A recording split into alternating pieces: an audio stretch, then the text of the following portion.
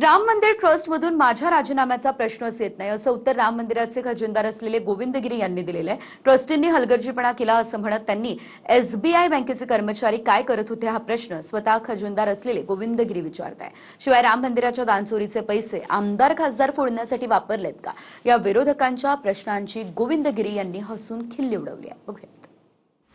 फिर हमारे कोषाध्यक्ष हैं गोविंद गिरी जी, कोष के अध्यक्ष हैं, रुपए पैसे के मालिक ही तो हैं।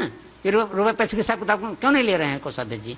अरे भाई, कोषाध्यक्ष पैसे में हेरी फेरी हो, गड़बड़ी हो तो उसके लिए पहला जिम्मेदार तो कोषाध्यक्ष होता है। तो गोविंद देवगिरी वो कोषाध्यक्ष है वहां पर। कौन से शंकराचार्य ने कहा ये पहले बताओ। वो न ज्योतिषपीठ के शंकराचार्य है और न वो इस प्रकार की भाषा करने के अधिकारी है। क्यों नहीं है बतलाता हूं। राम मंदिर के निर्माण से लेकर के उन्होंने आज तक इसी प्रकार से राम मंदिर का विरोध किया है। नरेंद्र मोदी जी के, हमारे माननीय प्रधानमंत्री जी के इतने घोर विरोधक हैं।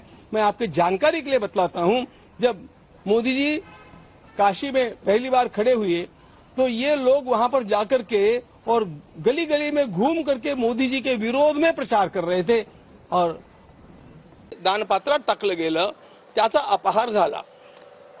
हा झाला हे खरं आहे, पण त्या गोष्टीशी, त्या क्षेत्राशी माझा आधीपासून काहीही संबंध राहिलेला नाही। चढाव समर्पण होणं दानपात्रामध्ये ही रोजची प्रक्रिया आहे, त्याची मोजणी होणं हे रोजचं काम आहे आणि तिथले स्थानिक न्यासी हे काम बघत होते आणि मी प्रवासात असल्यामुळे आणि महिन्याकाठी एक 2-3 दिवस मी तिथे जात असल्यामुळे त्याची जबाबदारी त्या लोकांनी स्वीकारलेली होती आणि ते बघत होते। याची आकडेवारी जी अव्वाच्या सव्वा सांगण्यात येते ना, तो सगळा पराचा कावळा आहे।